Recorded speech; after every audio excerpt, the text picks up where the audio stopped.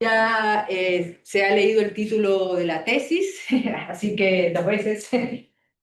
Así que bueno, voy a arrancar con la presentación directamente. Pero antes quisiera agradecer principalmente y en primer lugar a mis directores, Cristina Posleman y Emanuel Bisset, que están conectados. Bueno, por haberme acompañado todos estos años, este largo proceso que ha sido la escritura de la tesis y la realización de esta investigación, y bueno, y por estar presente en este momento de culminación. Bueno, quiero agradecerle a mi familia y a mis amigos y a todo el público que ha venido acá a escucharme y que, bueno, el día muy frío, están acá. Y bueno, y al público, bueno, general también que ha querido venir. Y a todos aquellos que de alguna u otra manera colaboraron con el proceso de escritura de la tesis. Son muchos y cada uno colaboró desde su lugar. Bueno, puedo acá hablar de todos ellos, pero muchas gracias. También quisiera agradecer al jurado porque las devoluciones hechas en sus dictámenes ha sido realmente muy positiva para mí porque dan cuenta de una lectura muy profunda y comprometida con mi tesis. Y bueno, eso se valora mucho. También con un compromiso para esta instancia realmente formal, instancia formal, un compromiso verdadero. Así que bueno, a todos ustedes muchas gracias y voy a comenzar con la presentación. Bueno, he organizado la defensa en 4 momentos. Voy a referirme a cada uno de ellos para ir anticipándolos para que sea más fácil para ustedes. El primer momento es una muy breve introducción para el público que no ha leído la tesis, para que más o menos sepan en qué he estado encerrada todos estos años escribiendo. El segundo momento, bueno, quisiera contarles el contexto vital y filosófico del proceso creativo de la tesis, es decir, cómo aparece el tema, cómo se construye un objeto de estudio y cómo van surgiendo las hipótesis.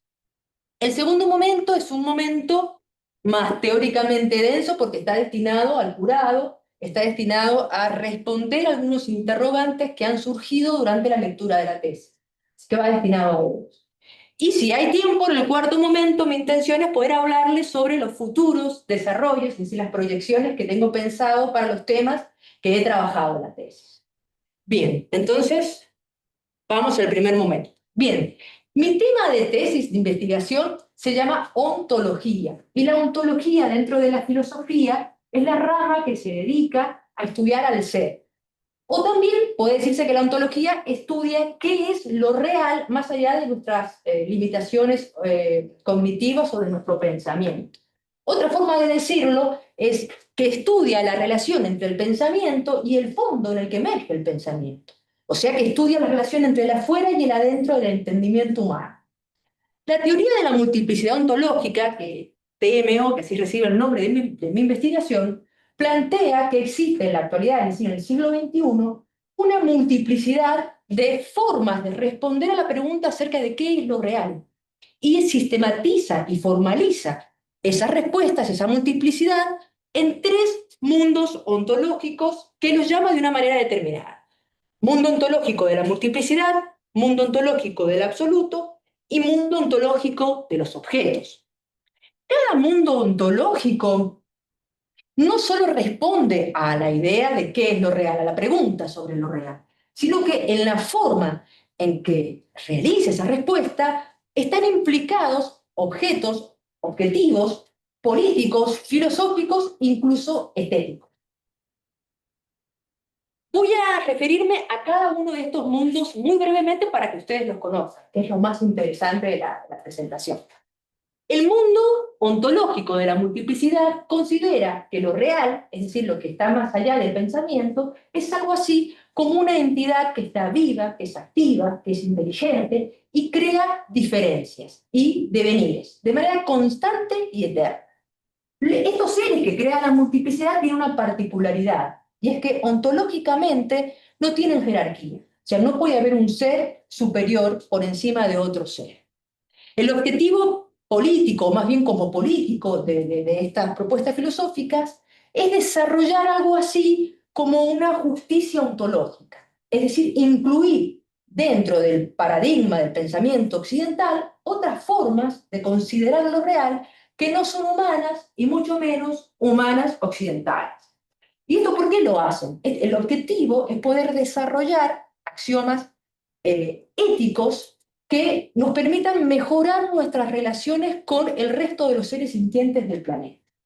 ¿Pero para qué? Para poder revertir los efectos del, muchos conocidos, muchos lo conocen bajo ese nombre, antropoceno, es decir, la crisis civilizatoria y ambiental que estamos padeciendo. Ese es el mundo de la multiplicidad.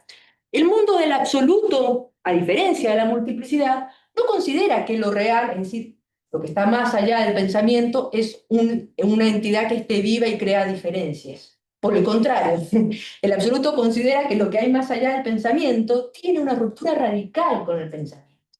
Está no vivo e incluso incluye al no ser. A este ser le llaman la contingencia radical. Puede incluir el no devenir, es decir, puede no crear nada si quiere. Puedes crear y no crear, el ser y el no ser. ¿Cuál es el objetivo político y filosófico de este mundo ontológico? Es decir, de las filosofías que pueden organizarse conforme a este mundo ontológico. Y el objetivo es poder desarrollar nuestra razón para poder alcanzar una verdad universal, una verdad objetiva, una verdad científica, ¿no? ¿Y cuál es el propósito de alcanzar esta verdad? Y de alguna manera revertir los efectos del denominado relativismo posmodernista, que ese todo vale del posmodernismo, que hace que un discurso tenga la misma validez que otro. Y en ese contexto, que a veces es bueno y a veces no tan bueno, surge el negacionismo de la ciencia, es decir, la ciencia pierde validez. Ese es el mundo del absoluto. Finalmente, el mundo de los objetos considera que lo real es un fondo inagotable de novedades que nos rodea a todos en tanto objetos. Porque la particularidad del mundo de los objetos reside en que no hay sujetos, o sea, son objetos vinculándose con otros objetos. Lo que considera es que ese fondo inagotable de novedades, el dato característico es que es incognoscible. No podemos decir de lo real, va a decir el mundo de los objetos, que es un ser que crea devenires, ni tampoco un ser que alberga el no ser. No podemos decir nada, pero sí nos podemos vincular con lo real. Y la forma, lo más bonito de los objetos, es que la forma en que nos vinculamos con el real es vinculándonos entre nosotros en una situación muy especial, que es cuando podemos vincularnos realmente sin hacer del otro, reducir al otro a mi mundo. Es decir, mantener su especificidad, su radicalidad, su autonomía, su misterio. Cuando yo me conecto con el misterio del otro, eso que a veces, muchas veces me produce una amenaza porque es diferente y no lo entiendo, ahí se produce el contacto con ese fondo inagotable de novedades. Bien, la teoría de la multiplicidad ontológica, es decir, mi investigación, no solo ha consistido en poder describir este escenario, ¿no? Por dar cuenta de la existencia de estos mundos, sino que ha ido un paso más allá y propone, como dice el título, una convergencia ontológica. Es decir, propone que estos tres mundos pueden converger en un nuevo mundo ontológico que podría contener la fuerza y la experiencia de cada uno de estos mundos ontológicos en una sola mirada coherente, en una obra coherente, una maquinaria con un propósito. Eso sería la convergencia ontológica. Ahora bien, ¿dentro de qué marcos propone esa convergencia? Y lo hacen marcos hiperticionales. Y esto es importante, porque mi propuesta no es una propuesta ontológica, o sea, no hablo acerca de la naturaleza ontológica de estos tres mundos, sino que planteo algo hacia futuro, ya les explico. Estuve pensando cuál es la mejor forma o la forma más sintética de explicar lo que es hipertición y se me ocurrió hablarles de una profecía, que es parecido a una profecía, pero no igual, o sea, porque la profecía adivina lo que va a pasar. Y la hipertición, que es un término relativamente nuevo, lo que hace es marcar una dirección para actualizar lo que va a pasar, para hacerlo posible. ¿Cómo lo hace? Lo hace a través de una escritura. La hipertición es una narración escrita de manera deliberada para producir determinados efectos en lo real. Se escribe y se pone a circular por la cultura y por la sociedad, a través de imágenes, de discursos, de relatos, y a través de esa circulación, que se espera que sea como un contagio o como un virus, se busca que la hipertición genere efectos performativos, estéticos y prácticos en lo real. La teoría de la convergencia ontológica entonces lo que hace es hiperticionar la posibilidad futura de que estos tres mundos converjan en un nuevo mundo ontológico que nos daría una nueva visión acerca de lo real, que es donde estas tres visiones estarían complementadas, y una nueva visión acerca de cuál es el quehacer de la filosofía actual, de la filosofía ontológica. ¿A través de qué forma? ¿Cuál es, digamos, la forma que utiliza mi propuesta para dar o para construir esta hipervisión, esta convergencia? Usa muchas, pero la más importante, la que quiero destacar aquí, es la metáfora. La hipervisión se genera a través de una metáfora, en mi caso, que es la metáfora del cono y del cimiento. Van a ver ahora cómo en esta metáfora los tres mundos se van a vincular en una misma obra coherente, en una misma totalidad. La metáfora del cono, en el cono, que es como una antena que está enfocada a captar los potenciales de la razón, representan las filosofías del absoluto, que están orientadas a que alcancemos esa realidad absoluta y universal. En esta metáfora, las filosofías del cimiento son estas, es como la base del cono, son las filosofías, como el nombre lo dice, el cimiento, la raíz, la base. Acá están representadas las filosofías de la multiplicidad. Porque estas filosofías, si bien sostienen al cono, fíjense que lo sostienen o lo habilitan, estas filosofías nos dicen que pueden sostener la capacidad humana de desarrollar incluso una ciencia que nos lleve a otros planetas, si queremos. Pero antes, la filosofía tiene que estar volcada al cimiento, es decir, a mejorar las relaciones con este planeta y con los seres que habitan este planeta. Entonces, habilitan al cono, sostienen al cono, pero son volcadas en horizontal al resto de los seres sintientes. ¿Cómo entra la filosofía de los objetos en la ecuación? Porque he hablado de que las tres forman parte de la metáfora. Y las filosofías de los objetos son las que permiten la operación de convergencia entre el cono y el cimiento, haciendo el cono y el cimiento el conocimiento de la multiplicidad ontológica. Lo vuelven a unificarlo en una palabra. He querido transmitir la idea de que lo vuelven en todo coherente, en un mismo sí. ¿Y cómo lo hace la filosofía de los objetos? Y justamente lo hace debido a este objetivo político que tiene de enseñarnos que si queremos ir hacia la novedad, tenemos que ir justamente a encontrarnos con el otro. Porque si no nos encontramos con el otro en esa diferencia que nos resulta amenazante, no podemos crear nada nuevo y no podemos conectarnos con ese fondo inagotable de novedades que es lo real.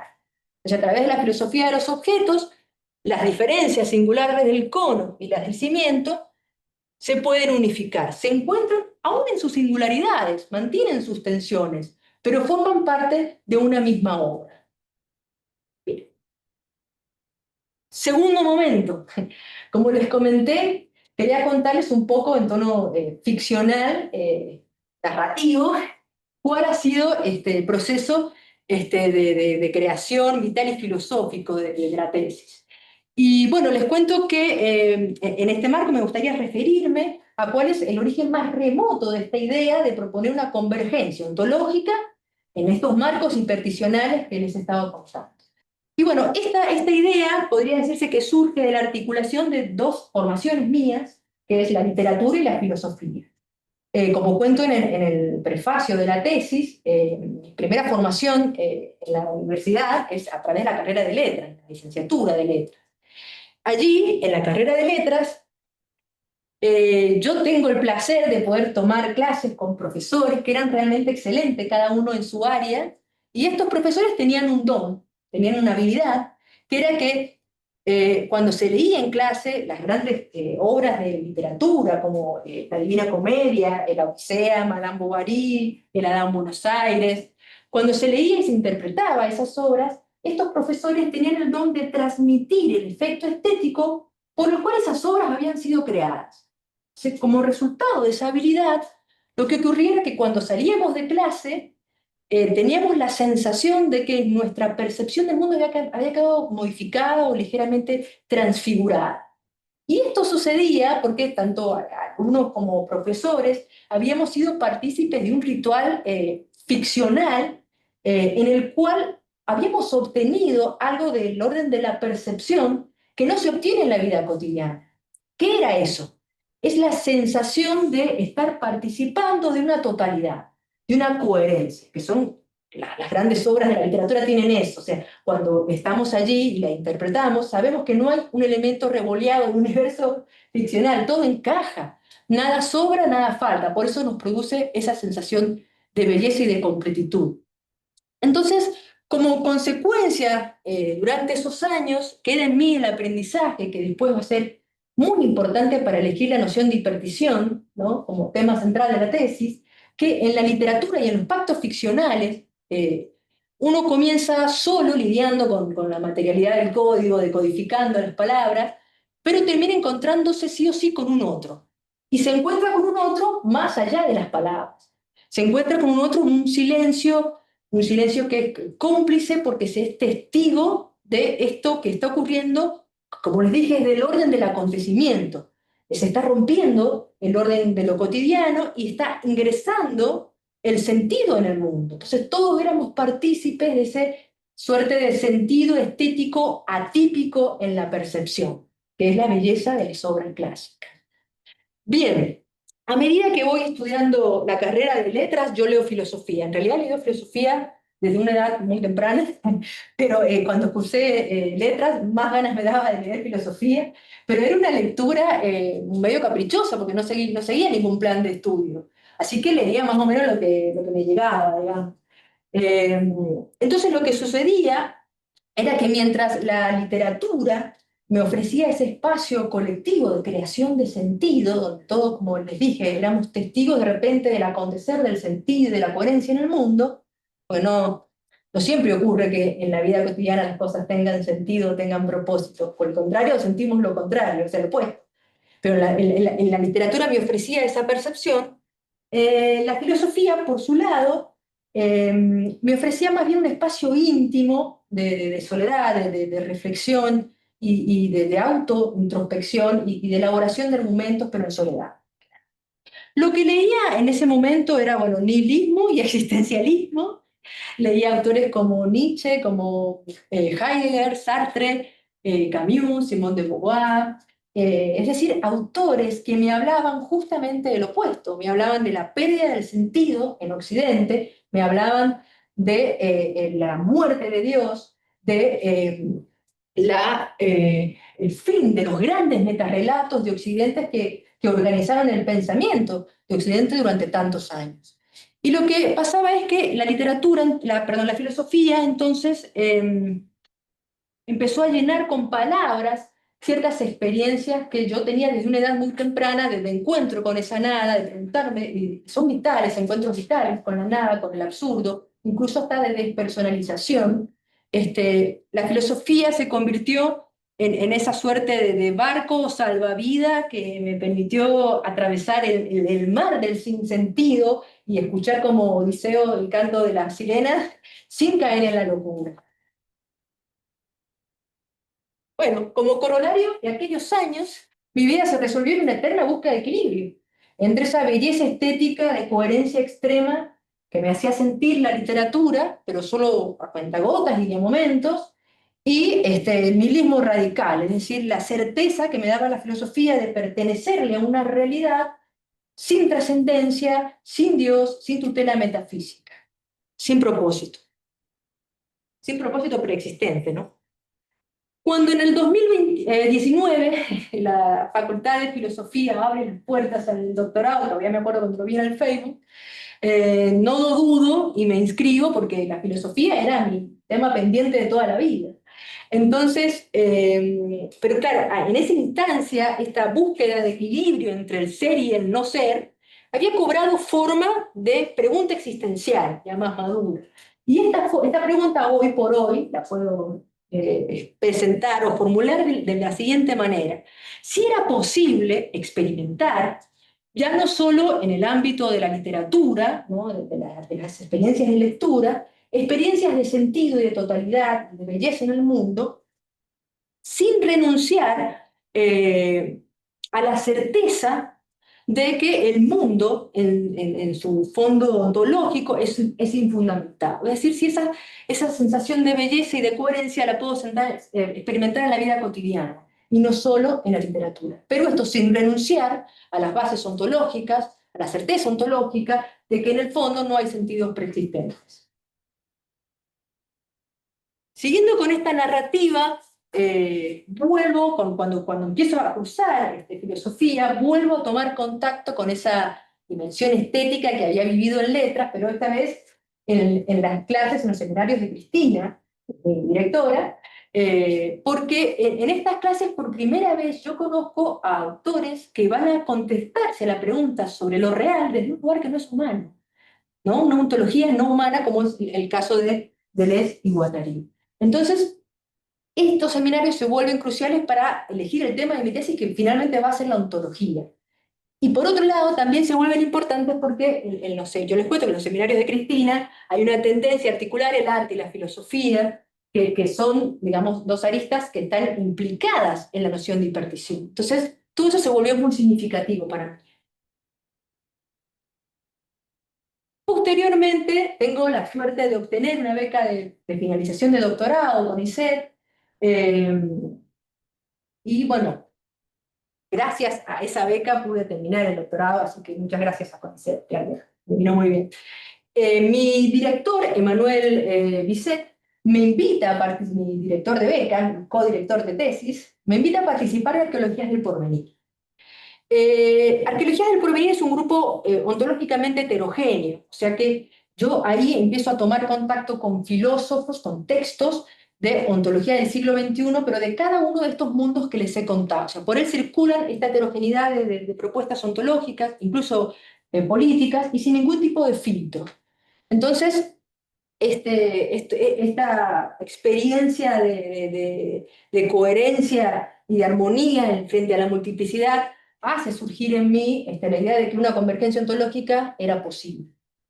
Pero bueno, Arqueologías del Porvenir no solamente me formó en ontología del siglo XXI, sino que, bueno, gracias a la labor tutelar paciente de Emanuel Bisset, como les dije, mi director de beca, yo puedo mejorar mis habilidades para poder escribir y comunicarles estas ideas que les estoy contando a ustedes. Así que, Emanuel, muchas gracias. Bien.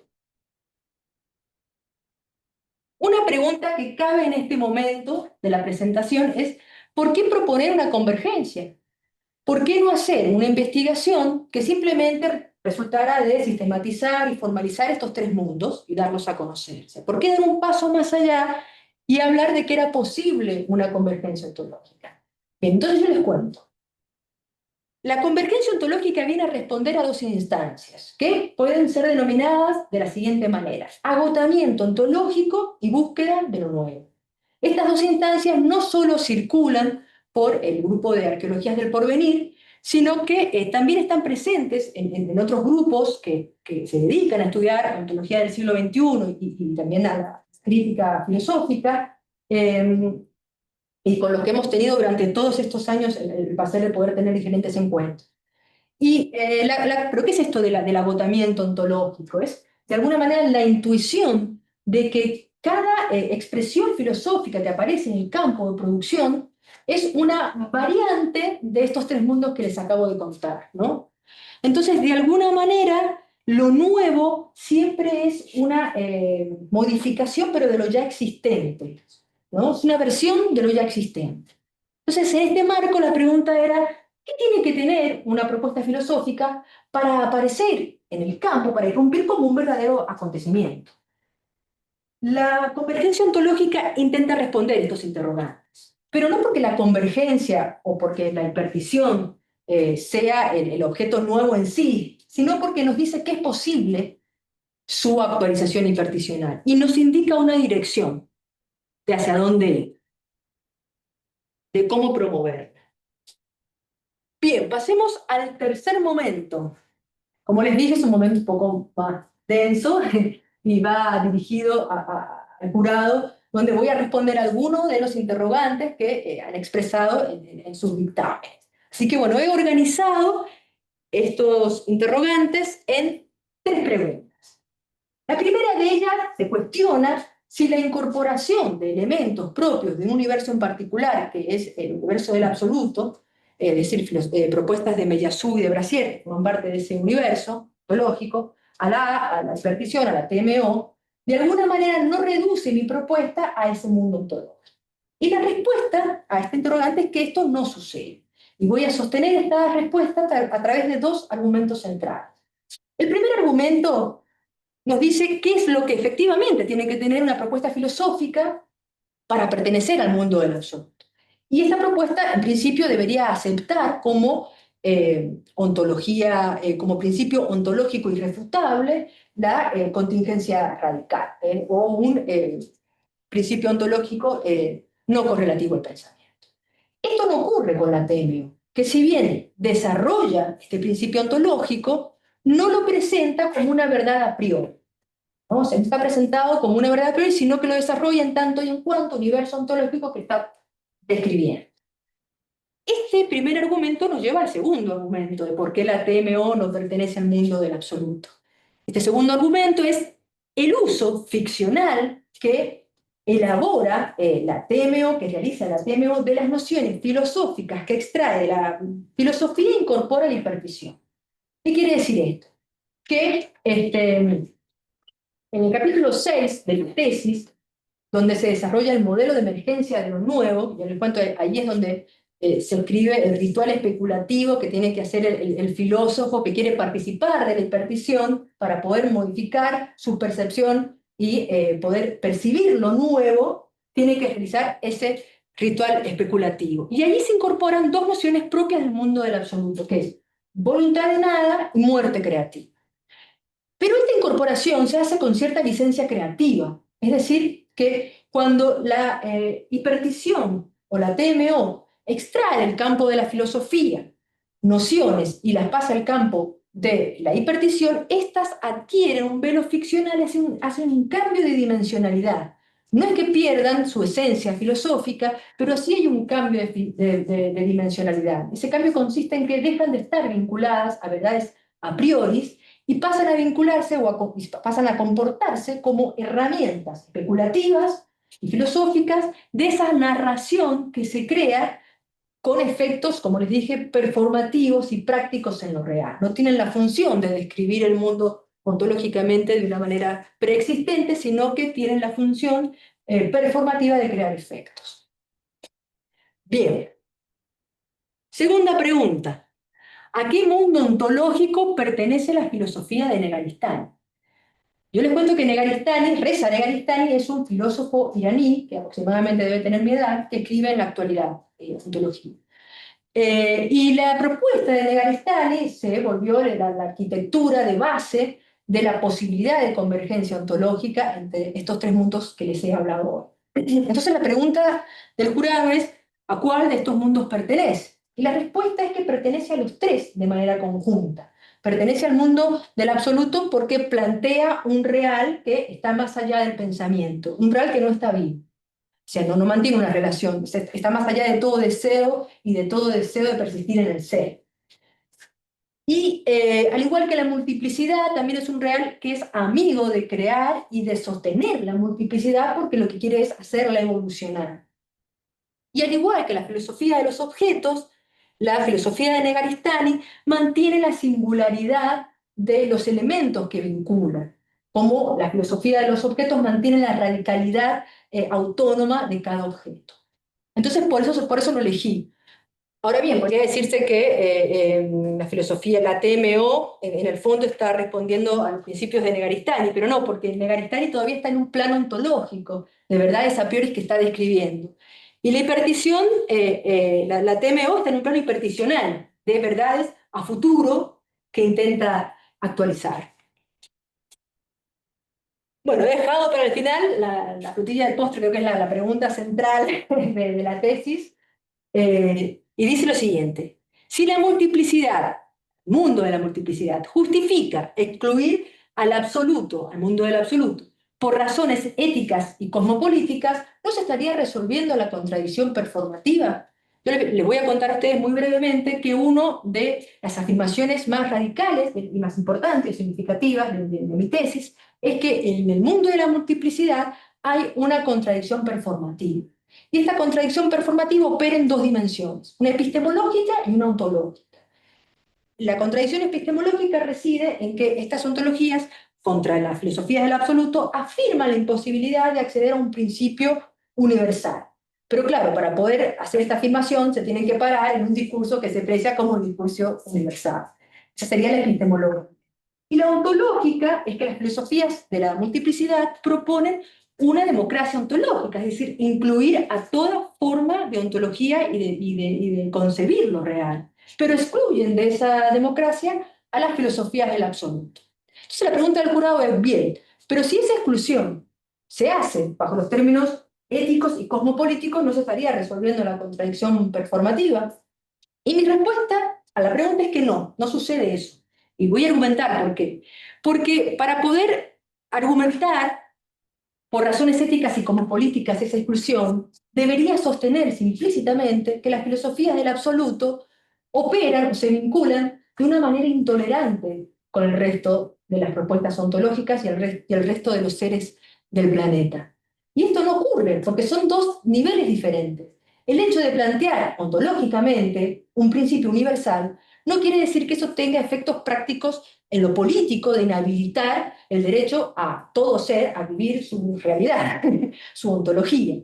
Entonces, son dos niveles diferentes. Por eso, la TMO plantea que de resolverse la contradicción performativa, lo que obtendríamos es que las filosofías de la multiplicidad podrían mantener sus tensiones con el absoluto, pero aceptando el derecho legítimo del absoluto de proponerse como una filosofía, como una forma de pensamiento legítima actual, que cosa que no sucede, ¿no?, en la actualidad. Y de suceder estaríamos en un escenario totalmente diferente, donde hiperticionalmente podría suceder que se diera lugar a un nuevo objeto, un nuevo mundo ontológico que contendría de manera simultánea y en una gran obra coherente donde no sobra ni falta nada, las tres grandes respuestas ontológicas del siglo XXI a Occidente.